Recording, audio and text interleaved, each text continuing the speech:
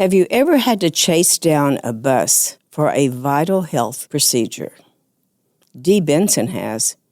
Dee faced so many obstacles when she needed a diagnostic mammogram. You see, she had been to a for-profit breast center, and they were eager to take her money for her mammogram, but they sure did not want to help when she needed a biopsy. She was uninsured. She would have to come up with the cash all by herself. That's when she happened to see the Rose mobile mammography coach traveling down the road just ahead of her. She followed it to our southeast location, and here at the Rose, she found the help she needed. She was diagnosed with 2 different types of cancer, but Dee will tackle her fears and the treatment head on. She's a fighter, an advocate, and knows when to chase down help. Please subscribe to our show. It will help us reach others as we share ways that help people get through breast cancer, give caregivers hope and information, and bring a new awareness to the importance of mammograms. Let's talk about your breast. A different kind of podcast presented to you by The Rose, a breast center of excellence and a Texas treasure. You're going to hear frank discussions about tough topics, and you're going to learn why knowing about your breast could save your life.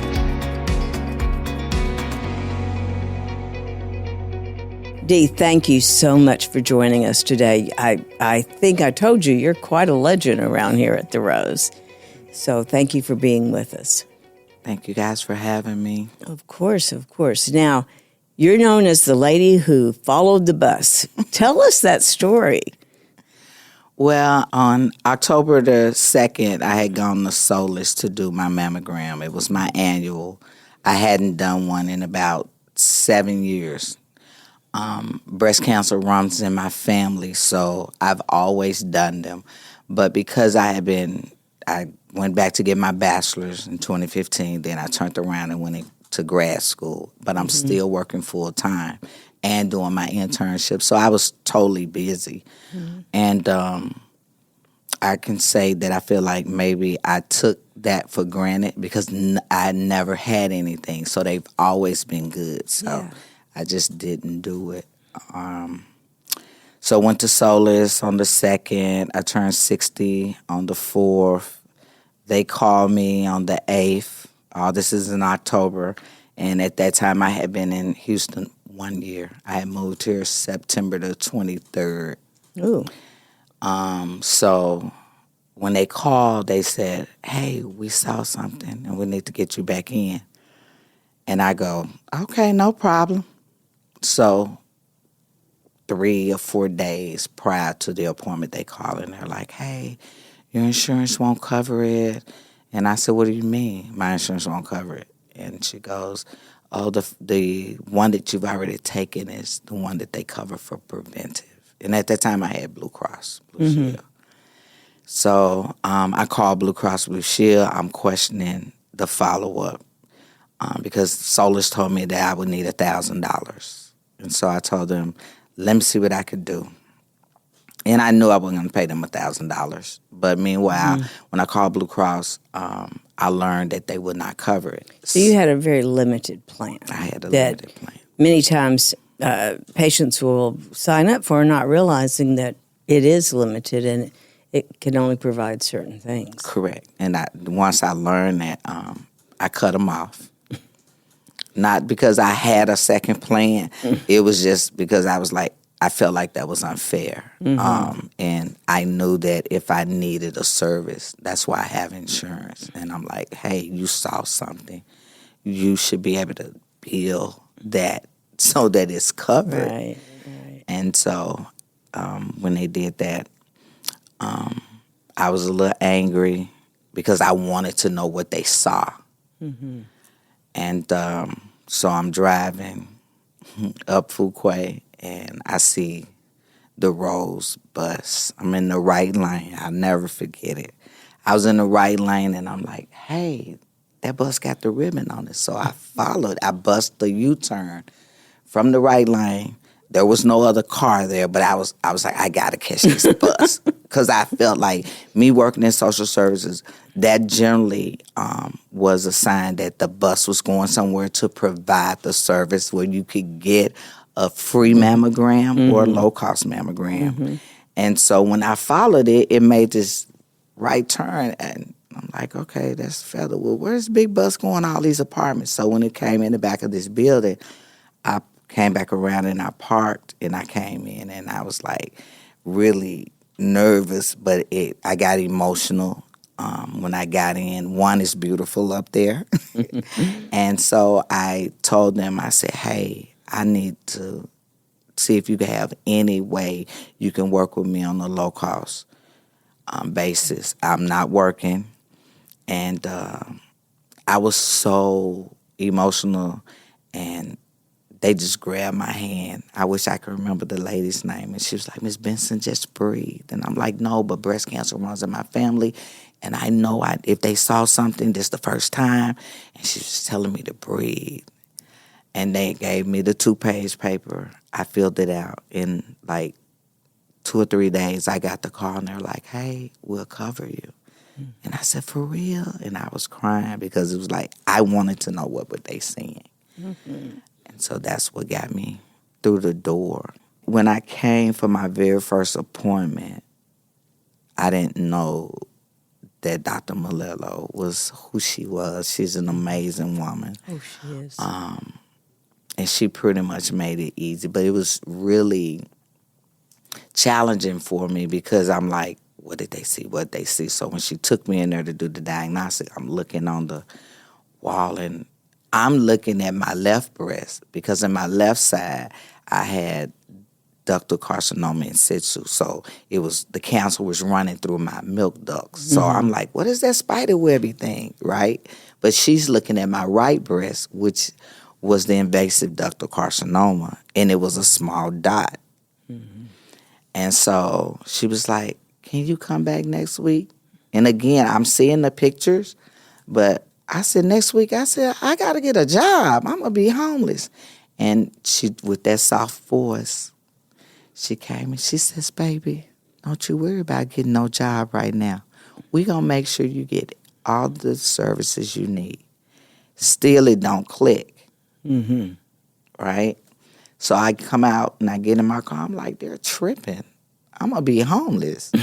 And then still need to know what's going on, right? So I leave and I come back. Now, before I left, let me back that up. Before I left, she was looking, her assistant, you could hear her clicking, and she goes, can you come back next Thursday? Mind you, my first appointment was on a Thursday. So the next week, you want me to come back on a Thursday? And I said, okay, well, how early? Because I got a 10:30 interview. I had just literally told those people, yes. And so her saying that to me, it was like, what do you mean? Don't worry about no job. I got a whole interview. So I came in, I did my right breast first. She put the metal marker, and she told me she put the breast cancer one in there. And so again, it never resonated with me that, okay, this could be really cancer. And so when she did my right breast and I left here with the ice pack, went to my interview, and I came back that Tuesday they called and they're like, hey, Miss Benson, we need you to come in to see the doctor. And I'm like, sweetie, I see the doctor Thursday. Why? It's Tuesday. And I'm not knowing that means seeing the doctor was like, you have cancer. And so when she was holding the phone, I just knew that something wasn't right. Didn't know what wasn't right, but I felt like it wasn't right because if I'm scheduled for Thursday and you calling me at 9, I'll never forget the time. It was like 9:40 something. And I said, well, sweetie, I live right around the corner. I can be there at noon. As she had told me that appointment was available. And when I got here, the young lady that's out there now and the security guy, I got here and I'm like, hey, I said, I have an appointment to see Dr. Malillo. And I'm thinking I'm going upstairs. She's like, no, can you have a seat right here? So that's when it was like, whoa, this is definitely not good because I can't go upstairs.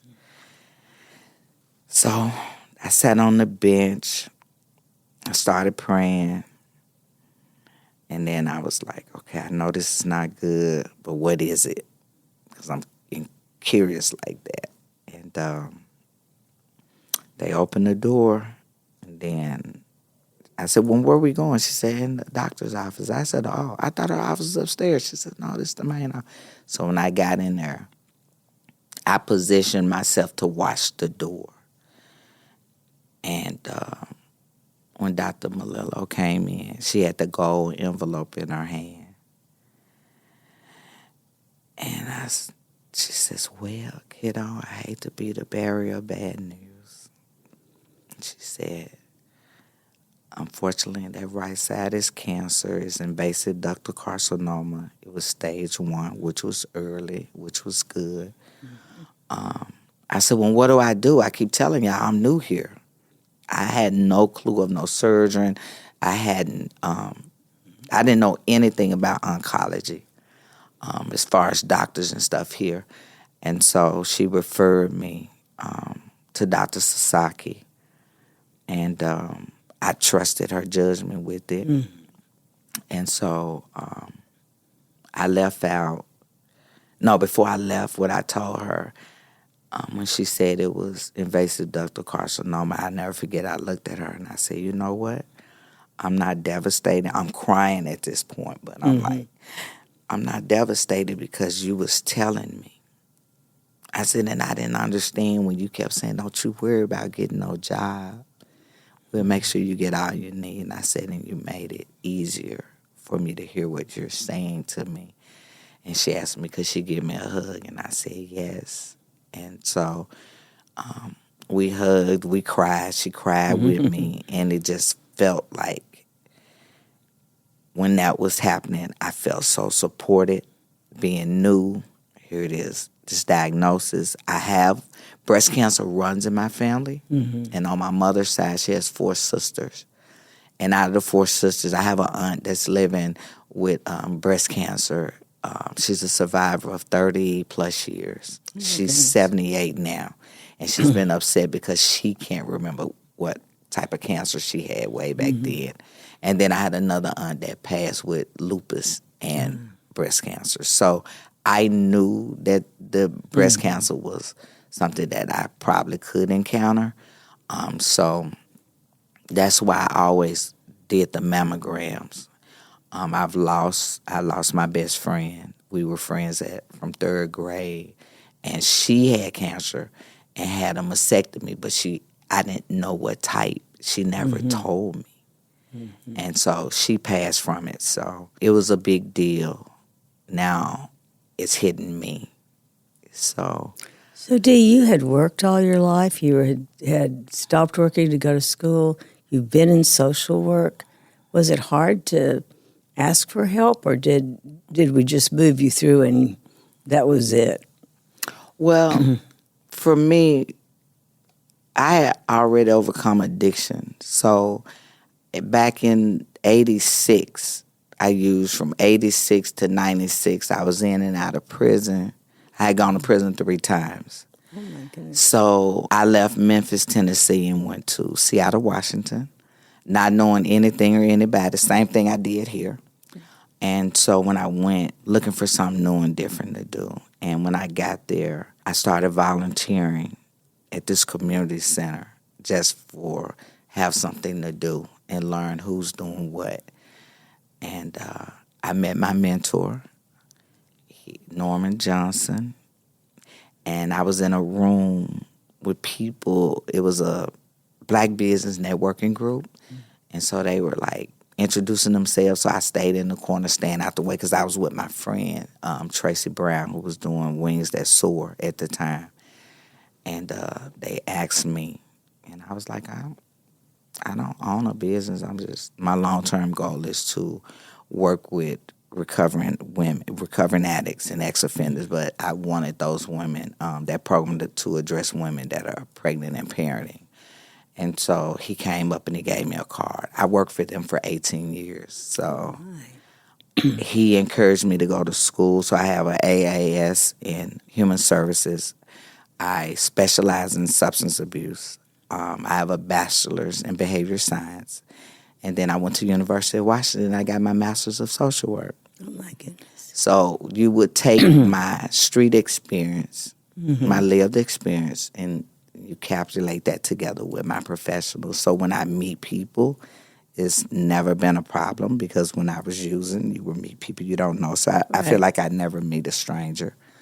And so I just took that energy and I put it into being positive, learning something new and to do. And I actually came up with the name This Girl Can. And so I did a little group and I started Teen Connect with young ladies and sharing my story. So for me, Seattle was that turnaround for me. And this is an amazing story. But now let's go to your treatment. You had double mastectomy? I did. January the 8th, I did it. Well, I met with it was so funny because I met Dr. Sasaki for the first time November. I'll take that back. I met her like November the 28th. I was in Memphis when I was at home for Thanksgiving when Dr. Malillo told me. And I never told my family. Oh. And I did that because I wanted to know what I was going through. I'm an only child. I'm my mama's only child. I'm my daddy's only child. And they're not together, though. Yeah. So I'm really an only child. And I knew it was going to be a bunch of questions. So, yes, I knew this side had the cancer. So when she called me about that side, I was like, how do I tell my mom? My stepdad had just passed in August. Oh.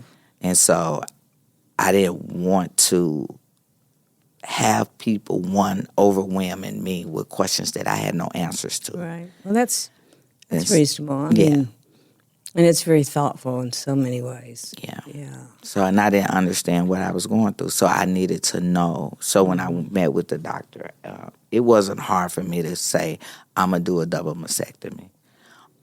Because the whole thing was, if you saw cancer there, let's remove it. Yeah. So when they explained to me this side, the ductal carcinoma side, she was like, oh, I can't guarantee I can get it. I said, hold up.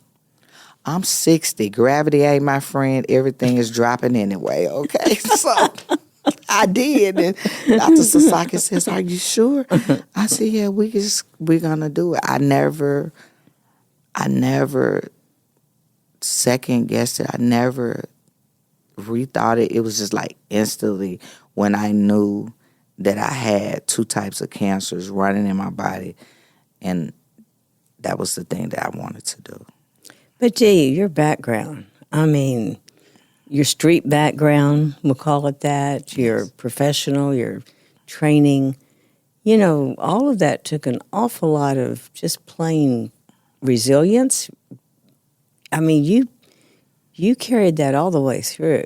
Is that natural for you? Is it something you just acquired or you built? Or how do you get to be that resilient?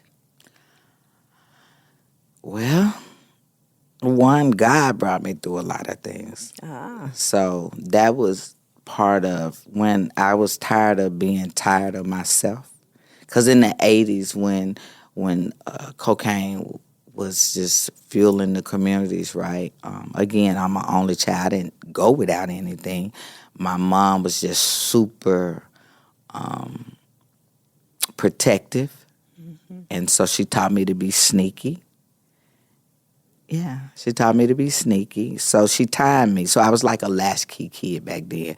She knew what time the bus came. She knew how long it took me to get home. So once she called, I would hang up and do my thing. I knew she hit the corner at 4:30. So I learned that. So I think for me, the resilient piece is that being a person who's gone through things, a lot of things I went through by myself. So once I checked my spirituality, I knew God brought me through it all. But my mom couldn't talk to me about addiction. My dad couldn't talk to me about addiction. I had no siblings that had been addicted, so they couldn't. So for 10 and a half years, I had used. And then I wasn't afraid of anything. So that made me even more crazier. I was a rebel without a cause, right? So back then, boosting and selling drugs was the quote-unquote norm.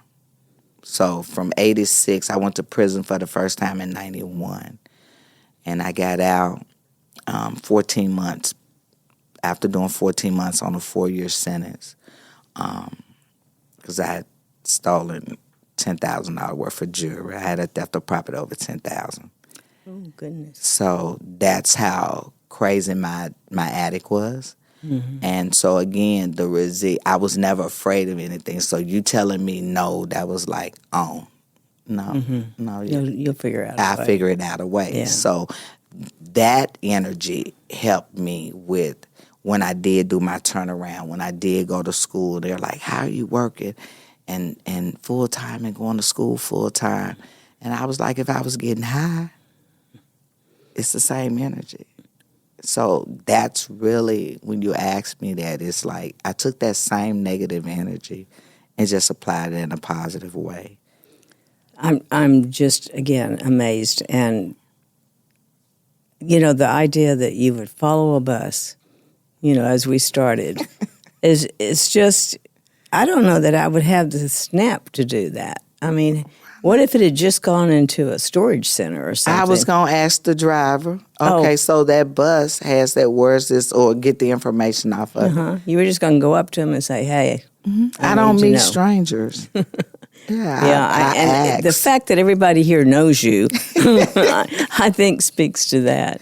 So your ultimate story for women, any woman, is there's things you can go through, but they don't define you. Absolutely not. It's a part of your story. It's a part of your journey. And as you learn to heal from things, healing is first and foremost, but you heal from those things and you don't allow those things to dictate your movement or how you're feeling. I'm not an addict. I've had addict behaviors. I've had addict ways. I'm not a person who, even with this, it's not debilitating me. And I don't know if that's because in my mind I refuse to fail. So failing is not an option for me. And so what's next for you, Dee? I don't know. I'm learning, I'm enmeshing myself. So in Houston, I'm now developing networks. And I think that Angels Surviving Cancer was... Yes, that's my first group. But I had tried sending emails. It was real interesting when I first got with my nurse navigator. I was like, hey, I'm new to Houston. Where are support groups? I want to be in spaces with women that I can hear their stories so I can understand what I'm going through. And when I first had my surgery, I didn't know that I was going to have anything about lymphedema. And so I wear sleeves, I wear a vest, and because my lymphatic system is not operating right. So I never did chemo. I never had to do the radiation, but I still wanted to hear other people's stories. So being in a space with other cancer survivors was really important. And when the navigator was giving me names, and I was like, okay, now I need a Black group. I need an African-American group. I need someone I can relate to who looks like me. Right.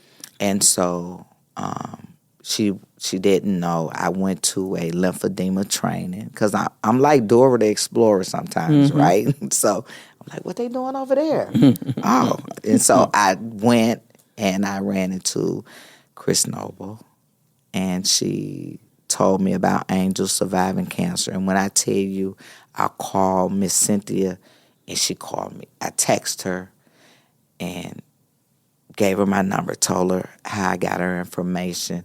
She called me. She says, oh, no, Chris had already told me about you, and I'm excited to meet you. And I was like ecstatic because I couldn't get in like other networks. I was trying to get in sisters networks and all of that.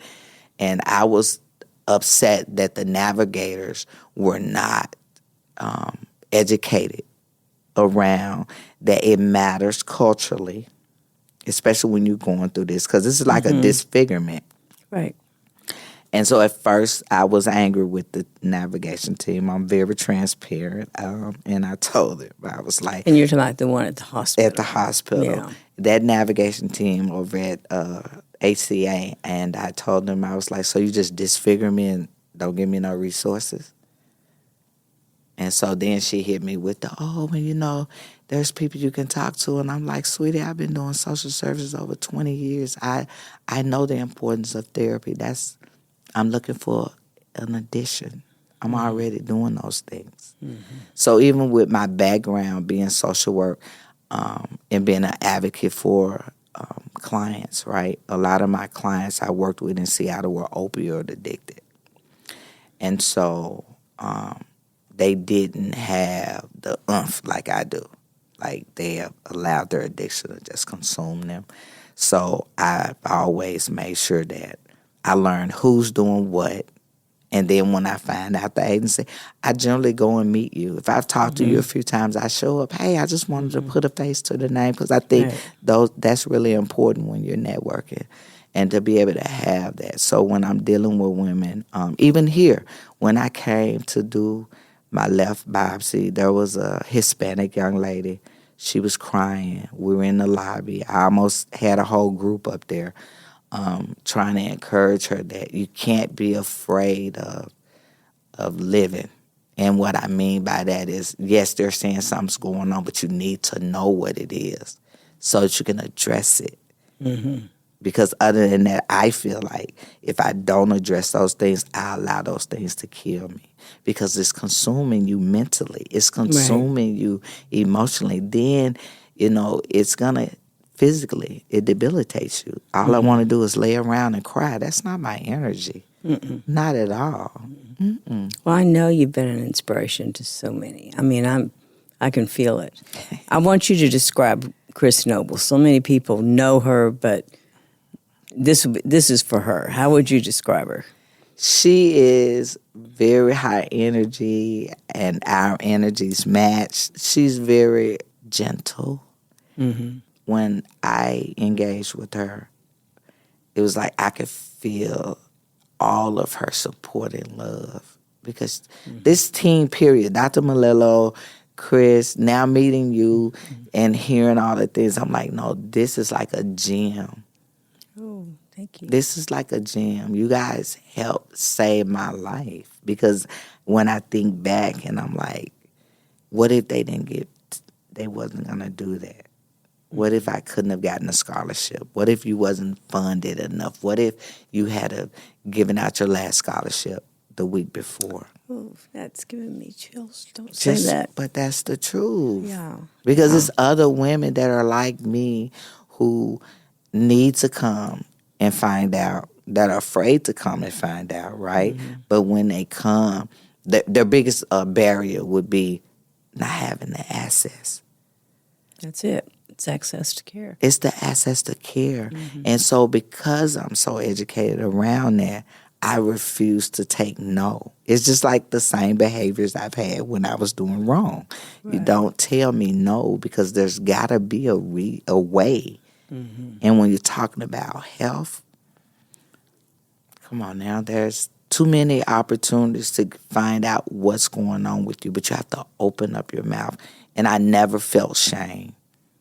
And I feel like when you do have something going on, and yes, you don't have the insurance, but you have to have the desire to find out what it is. You can't be afraid of it. Right.